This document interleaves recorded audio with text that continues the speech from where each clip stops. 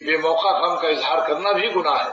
بے موقع خوشی ظاہر کرنا بھی گناہ ہے۔ جیسے کسی مسلمان کی مصیبت دیکھی اور اس نے کبھی آپ کو ستایا ہو تو خوشی نہ محسوس کرو، اس وقت یہی کہو اللہ میرا دل جو خوش ہوا، ہم اس خوشی سے معافی چاہتے ہیں، سبحان اللہ سبحان اللہ، کیونکہ میرا مسلمان بھائی ہے آج مصیبت میں مبتلا ہو گیا، آپ اس کو عافیت دے دیں۔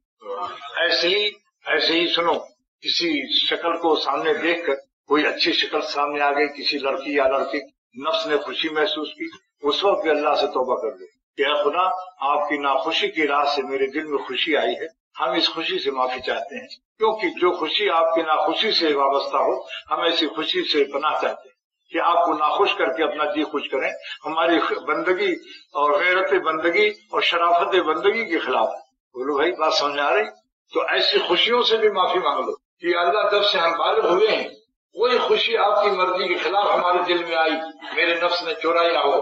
آپ ہم کو اس وقت سے معافی دے دی جب سے ہم بالغ اور مکلف ہوئے، یا بے موقع غم آیا ہو، جہاں آپ کا حکم ہو کہ راضی رہو وہاں ہم غم میں مبتلا، تو بے موقع غم بے موقع خوشی سے بھی معافی مانگی، اور بے موقع بولنے سے اور بے موقع خاموش رہنے سے بھی معافی مانگی، جہاں حق ظاہر کرنا ہے وہاں خاموش پڑو اور بے موقع بول رہا ہے، تو اللہ تعالیٰ سے یہ اس کو میں ادائے بندگی دکھاؤ سنت کے مطابق، پھر عطائے خواجگی دیکھو، اللہ تعالیٰ کی مہربانی۔